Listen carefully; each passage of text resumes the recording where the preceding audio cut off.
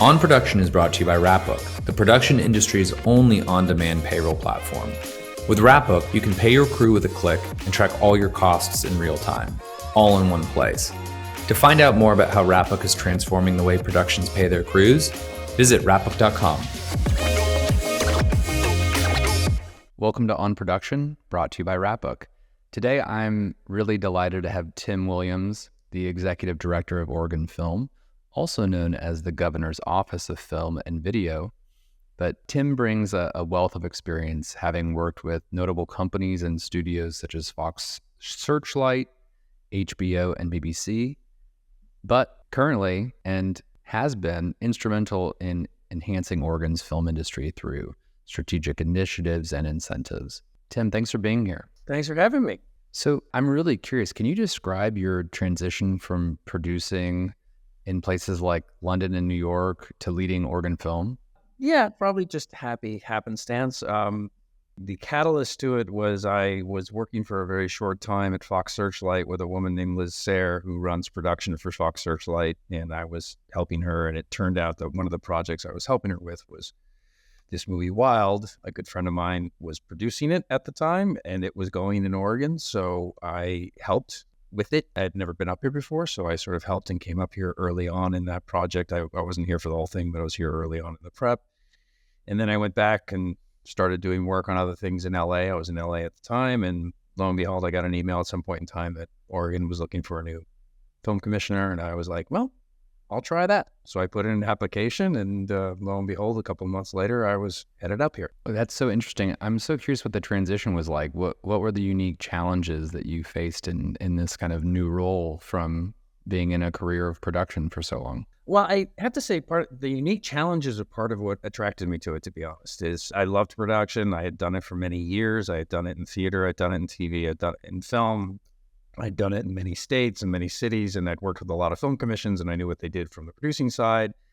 But sort of being able to draw on 25 years of producing content and bringing it to another arena was really interesting to me. And that other arena was state government. And so there was a whole bunch of things I had to learn, like how does the legislature work? How does a bill get passed? I kept thinking about the, Schoolhouse Rock, and how that all happened. And started with that as but it was a steep learning curve to figure out how the politics of Oregon work and how the politics around our program work. To be honest, it was just like producing a movie. You have to communicate, you have to be clear, you have to solve problems, you have to tell a story, you have to, connect people with other people, you have to move things forward. It's very similar in state politics as it is on a film set. And I was happy to be able to learn a new thing later part of my career. That's what they need. Now, at Wrapbook, we have a VP of Production Incentives, Ryan Broussard, who he told me that Oregon has recently had a big uptick in production activities. I'm curious, to what do you attribute this growth, and how have the incentives played a role? It's true. We have had, the last 2 years before this one, we're here in 2024, and the last 2 years before this one has been tough. Last year for everyone because of the strikes. The year before that, we had a couple of things that played against us in terms of mergers and companies downsizing, and also played against the type of product we do.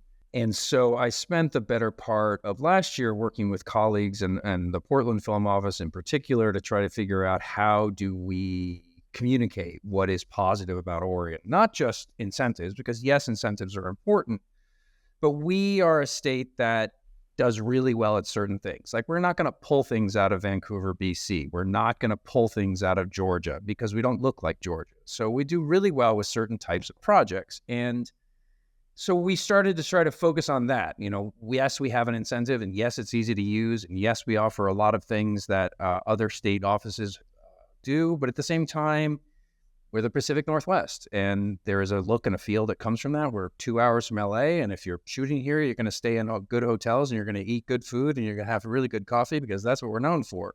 And so that was something we sort of pushed a lot. I did a lot of meetings in LA. We did a lot of advertising, which we don't usually do. But I can't actually say that, put my finger on one thing and say, oh, we did this and that's what happened. I think it's a cumulative thing.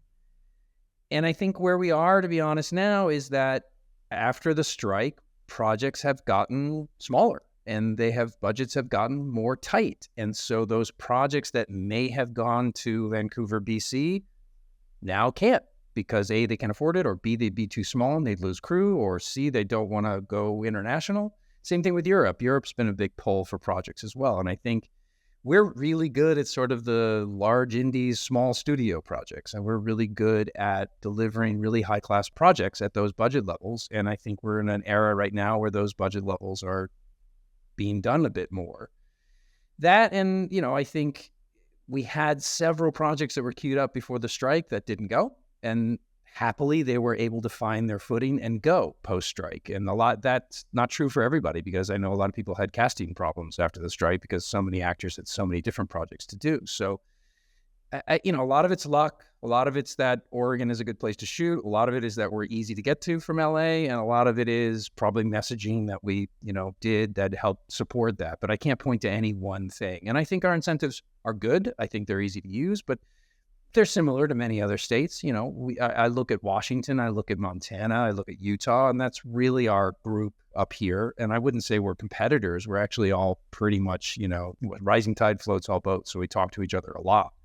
And we all have very similar programs. So we try to maximize what the region brings rather than, steal from each other, because I think we all believe if we get a product that likes to be in our states, it's going to come back. If we're not jamming a square peg into a round hole, we're going to get repeat offenders, and we're going to get producers and studios coming back. And that's really the thing. If you're not getting series that are coming back, if you're getting Netflix's $12 million movies every year, that's a really good thing, so you want to make it as good experience as possible to bring them back each time. So we think about that a lot. That's wonderful. Yeah. I mean, you just mentioned a while ago, productions are going overseas. I had the opportunity here on production to chat with a wonderful film commissioner out of Baton Rouge, Katie Pryor, who has Film USA. And it makes a lot of sense. There's all kinds of stories to tell in all different types of locations. And so bringing the film commissioners from all over the United States to really just tell a compelling story about filming in the United States is great. So it makes a lot of sense. Part of the work that I do here at Wrapbook, I do like to think is as a producer. It's making these payroll processes less complex and getting people access to the tools that they need to push a project forward. You've done the same thing as a producer. You're now doing that in your role, but still, folks can find the process of obtaining and utilizing film incentives as complex. Changes state to state in many cases. The audit requirements are different. Can you walk us through the typical turnaround time for receiving incentives in Oregon? Any tips for navigating this process efficiently?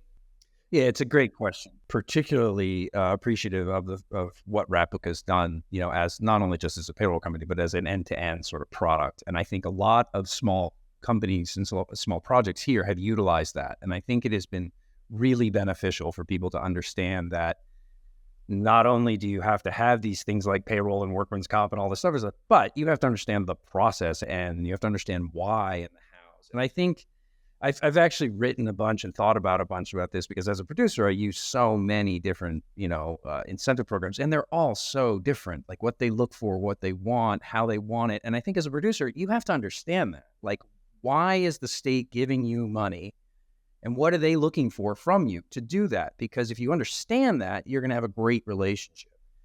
So I flip that around and say, as a producer, former producer, or recovering producer, whatever the right term is, I want to make our incentives easy to use. And I also want to make sure that they're being utilized by projects that want to be here in Oregon, and they're getting the most out of Oregon, because I'm going to get the numbers for jobs, I'm going to get numbers for spending from that, but I'm also going to get a long tail annuity of projects going out that are celebrating Oregon. And that's going to have an impact over time. We're going to get, as we always do, people visiting the Goonies house. We're going to get people visiting the Twilight house. We're going to get people going to Brownsville because of Stand By Me and trying to pick the penny off the road. We embrace that as an annuity that comes from our industry. So I want to make sure, A, the project wants to be here, B, it's easy for them to use, and C, that we're responsive and we we respond quickly to what people need to do. So to that end, the process with us is pretty simple. If they're interested in coming here, I will review a budget. I'll go through it. I'll tag it for you. I'll get you an estimate number. I'll come back to you and tell you what my assumptions and my restrictions are for that incentive number. And also if we have the money available, because like many states of our size, we have a capped incentive. So we often run out of money. And I want to make sure you don't go through the application process unless we have money and it's a good fit. If that all seems good and you're financed and you're ready to go, I'll walk you through the application process. The application comes to me. I do the contract. I send you the contract. We then walk you through and get you here and connect you with local people, because I think that's the key, is finding a local line producer, supervisor, or UPM that's going to get you vendors and crew right out of the gate, because they're all here. You just have to, get them engaged. And then at the other end, we do our own audits and we turn those around usually within 4 to 6 weeks, and it's a cash rebate. So a lot of times productions are using our rebate as something to help them finish their project if they're not doing post here, or if they are doing post here, they're getting more money because post counts. So, I look at that as a sort of flow chart of, if you're a producer and you want to be here, I want to make it the best possible experience for you. And I also want to make sure that you're not waiting on us, that there is so much we wait on in production that we want to be part of the solution, not part of the problem. That's fantastic. And filmmakers are lucky to have a resource like your office, Tim, to help them kind of navigate this. That's fantastic. It's interesting when I talk with a lot of legislators, they're always keen on these incentive programs because they have an impact oftentimes in rural communities within the states, because these rural communities offer great locations. They're very film friendly. I'm curious if you could speak to rural communities and how they play kind of a unique role in productions. Like, how important is it for these communities to get involved? What benefits do they stand to gain on both kind of the production sides incentives, which is like, hey, I need good locations, friendly people. It's a hilarious thing. I always enjoy filming in Los Angeles still, but a little bit of the magic has left, I think, for most LA residents, versus that's not the case when you're filming remote. Curious if you could just speak to that. Well, it really depends on the project itself. We've both seen, and we've all seen, nightmare projects that are not well run that can come in and, crash and burn any sort of location, whether you're in Portland or whether you're in Grants Pass. So a lot of it, again, comes back to that thing. Why do you want to be in this region? What do you hope to get out of this region? And then if that all matches up, who are the people you should talk to down here when you're doing this? I use the example of the benefit, and this has worked really well for us. We have many other examples, but the sci-fi movie 65 that Adam Driver was in a couple of years ago, it basically, that prehistoric forest was Southern Oregon. It was on the Oregon coast, and they went down just post-COVID in 2021 into Gold Beach, which is Southern Oregon coast, and they spent about $465,000 just in hotels, down there. And I'm like, it's a moving army. If you embrace it, it's going to spend a lot of money there. And that was in February, so it wasn't like they were fighting any kind of tourism. But in order for that to happen, I reached out to the Chamber of Commerce. I reached out to whoever I could down there to say, hey, this is coming. You should be aware of what it is. Do you have any questions of how you should deal with it? And we also have, we rely very strongly on our local locations people, and that they are interacting with the people that they need to be interacting with. And a lot of times we'll get questions from people they're talking to. We provide a service here in Portland, but otherwise where these location scouts will go out with a letter from me that says, I know this person, and if you need to talk to me about this person, call me. And I get calls all the time saying, this guy showed up on my door and he wants to use my house. What is he? And I'm like, well, I've known him for 10 years. I know what he's doing. And if you want your house to be considered, please do. But if you don't. So a lot of it is communication. It comes back to where we started. A lot of it is producing it, from the backside and making sure that people understand what it is. And also producing and communicating that back to the producers. Like, if we had a great project that shot out in Burns for a long time, Lean on Pete it was called, and it was out there for a while in Eastern Oregon, and they basically shut down the bar every night, and you have to be able to sort of tell people this is coming and it's going to be there and it's going to be a good thing. And then if there is a problem and there is pushback and there are certain things that the locals don't want you to do, you have to communicate that back to the producer. Say, okay, here's what they're sensitive to. You have to be able to look out for this so that it's a symbiotic relationship. It's not just I want this, and I'm a movie, I should get it. That's fantastic. For filmmakers considering Oregon as a location, what advice would you offer to ensure they fully take advantage of everything that Oregon has to offer their production? Well, that's kind of one of the first questions I ask projects when they come here. Like, why Oregon? Why us? We're not Georgia. We're not California. We don't have, several millions of dollars to give out. We have a limited amount of money. And so it really is important what the answer to that question is. Is it the locations? Is it the crew? Is it proximity? What is it? We're not a state you come to if you're just chasing money. We're easy to use and I like our incentive, but we're not going to be the highest incentive around. We're going to be very competitive. So that really is a big question to ask as a producer. I wrote a LinkedIn article about this. Like, how do you compare state incentives? What are the things that are important to you? Because there are taxes, you well know, there are tax credits, there are tax rebates, and there are grants, and there are credits that become rebates, and there are things that are different about each one of those, and that there are things different about how they get paid, who pays them, how long it takes to pay them, and some can take 3 to 5 years to pay out, and you need to be aware of that as a producer, and you need to be aware that that's the price of whatever it is you want. And I have those discussions all the time with producers, and there's a lot of times where something just doesn't feel like a fit and it doesn't work. And there's a lot of times where it's the perfect fit. And I'm like, I'll do everything I can to make sure you're here if I have the money to get you here. That's fantastic.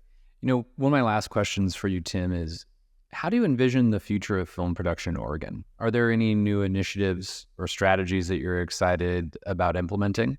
It's a good question because we are, at the moment, I feel like we are in a strong position, but we're also in a rebuilding position, like many states. The pandemic and the strike and the interim in between those two things have really changed the landscape for many, many states. So people have moved around. What was a local crew base is now elsewhere. What wasn't a local crew base has moved in here. We need to reestablish ourselves as a destination. We've had a film industry here since 1909, and we had silent movie studios here before Southern California did. And then they discovered that it rained in the winter and they went to Southern California. So it's in Oregon's culture to be cinematically friendly. And I've been here almost 10 years. I will have been here 10 years in September. And when I got here, the incentive program was about $7 or $8 million. We're up to $20 million or $25 million now. We are at a point where we need to address the next step of our evolution. And that next step is probably going to be about infrastructure. Do we have the sound stages that we need? Is there a way to get those sound stages? If we do get sound stages, do we need to increase the incentive to be competitive and fill those sound stages? And I think we probably would have hit that 3 or 4 years ago if it wasn't for the pandemic and the strikes, putting us back a little bit. So we've had to redefine what it is we are, how it is we want to do it, and also what we need to get further on. And I think we're right at that point right now where, okay, how do we have these conversations? And it has to come internally, to be honest. We're not a state where outside investors are going to come in and say, we want to do this or we want to do that, because we don't have a big enough incentive program. But if we get internal investment that understands infrastructure and sees that as a symbiotic process, both with the incentives and with the building of it, I think we could build ourselves into an industry that's a very viable alternative to Vancouver that's in the United States. That's awesome. I want to plug something really quick, which is the Governor's Office of Film and Video in Oregon has a wonderful newsletter written by somebody named Tim Williams, who is fantastic. We really enjoy getting it here at Wrapbook, getting the updates about what's going on in the state. Highly recommend people subscribe to your newsletter. Are there other ways for people to follow you, Tim? I mean, you mentioned LinkedIn. What are great ways to stay plugged in with what you're working on and what's going on in Oregon? It's a really good question. Thank you for asking. And thank you for reading the newsletter. We send it out all the time thinking, well, no one's ever seen this. So it's nice to know someone actually reads it. We have a blog. We actually have a community board, a blog that it's called Oregon Confluence, and it's OregonConfluence.com. And a lot of what we put in the newsletter comes from OregonConfluence.com. And we get the question all the time, I don't know what you do, or I don't know what you're working on. And so 2 times every year, I write a very long sort of piece about who we are and what we do and the things that we put together and how we do it, what we're doing it. Because we're doing things through nonprofits. We have workforce development programs. We have grants. We have training. We have education. We have the Oregon Film Trail. We have 42 signs around the state that people can visit, which I think is the first in the nation, if not in the world. in terms of physical trail that you can follow. And we're working with other places to do that. And Katie Pryor and Baton Rouge is a good example that and Utah, we're talking to them as well. How do you do it in your state? And I think we try to put as much of that as we possibly can into the Confluence. We also have Instagram. We also have X. We also have Facebook. I do probably a weekly or 2 times a month sort of expanded post on LinkedIn about certain aspects. Like I said, I did how to compare state incentives. I did something just last week about we happen to have a bunch of projects that are out now that have been made in Oregon in some way, shape, or form. And so I did a big post about that. There's probably 5 or 6 that are out at the moment that are Oregon made. And then a bunch of VFX. I'm doing one right now about the VFX that are being done here, because shows like Shogun and Fallout and Manhunt and Superman and Lois, the VFX are done here. And I don't think a lot of people know that. And then on top of that, the one thing that is really huge here and has been huge here for more than 50 years is stop motion. And I don't think people understand that either. You know, Pinocchio, which won the Oscar not too long ago, last year, was done here, you know, and it all goes back to Leica. And before Leica, it goes back to Will Vinton and his California Raisins. You know, it all started up here in Northwest Portland. So, you know, that's a big industry for us that a lot of people don't recognize. And I anecdotally, without proof, say we're the largest stop motion animation destination in the world. I'm sure, you know, Nick Park and Bristol would get angry about that. And I'm sure London would get angry about that. But, you know, I like to claim it. That is so funny. The California Raisins, that is a swift nostalgic kick in the back. That is so good. What a funny thing. And Pinocchio, wow. I mean, that was really so beautiful. I mean, stunning piece of cinema. Well, listen, Tim, thank you so much for being passionate about film, passionate about Oregon, passionate about helping filmmakers tell stories. I really appreciate you joining me on production. Thank you. On Production is brought to you by Wrapbook. With automated time card calculations, real-time production accounting, and payroll you can run with just a click, Wrapbook makes it easier than ever to manage your entire production from one login. To learn more about how Wrapbook is transforming payroll and production accounting, check out our website at wrapbook.com.